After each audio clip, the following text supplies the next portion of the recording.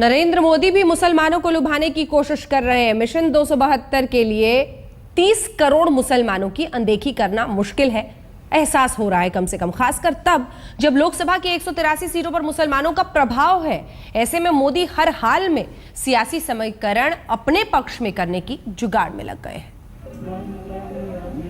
इसे वक्त का तकाजा ही कहेंगे कि कभी टोपी पहनने से बचने वाले मोदी अब मुसलमानों के लिए प्लान पर प्लान और रोड मैप पर रोड मैप बनाते नजर आते हैं। बताते हैं कि कैसे गुजरात के मुसलमान देश के दूसरे हिस्सों के मुसलमानों से आगे निकल गए हैं, क्योंकि वहां उनकी सरकार थी।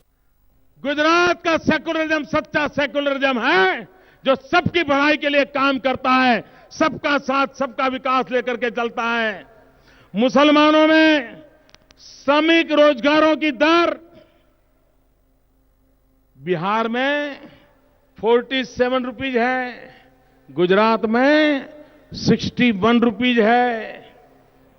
मुसलमानों में साक्षरता बिहार में 42% है सिर्फ, गुजरात में 74% है भाइयों, 74%। नौजवानों की सोचिए, मुसलमानों के नाम पर मोदी वोट मांगे।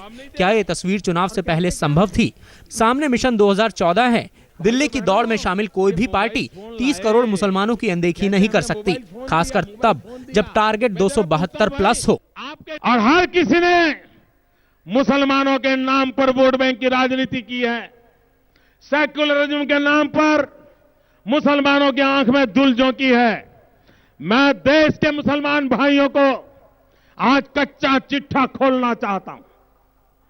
कैसा कैसा आप लोगों की इन्होंने बर्बाद किया है, वोट पाने के लिए आपको कैसा मूर्ख बनाया है। जिस वोट बैंक की बात मोदी कर रहे हैं, उसकी ताकत से लोकसभा की 543 सीटों में से 183 सीटें आती हैं, यानी 183 सीटों पर मुस्लिम वोटरों का प्रभाव है। यह आंकड़ा यूपी बिहार में और खास हो जाता है, और ये बात मोदी भी जानते हैं कि दिल्ली की कुर्सी का रास्ता यूपी बिहार से ही गुजरता है। शायद इसीलिए मोदी के विजय रथ को हिंदू और मुसलमान दोनों पहिए चाहिए। हमारी मुस्लिम महिलाएं भी समान दर्जे से हमारे साथ कैसे कंधे से कंधा मिला करके इस विकास यात्रा में भागीदार बने, उसके भी सपने देखने चाहिए, और उनको भी मदद हो सकती है तो हमने करनी चाहिए, ताकि उनका हौसला बुलंद होगा और वे भी हमारी विकास यात्रा में भागीदार बनेगी। पिछले कुछ महीनों में मोदी कभी मुसलमान नेताओं से मिलते नजर आते हैं, तो कभी मुस्लिम व्यापारियों के सम्मेलन में भाषण देते हैं, और कभी राहुल गांधी को मुसलमानों पर दिए गए बयानों के लिए माफी मांगने के लिए कहते हैं। दूसरी तरफ आरएसएस भी मुसलमानों को रिझाने में लगी है। साफ है, मोदी समाज का कोई ऐसा तबका नहीं छोड़ना चाहते जो चुनाव में उनके गणित पर जरा सा भी असर डालता हो। आज तक ब्यूरो।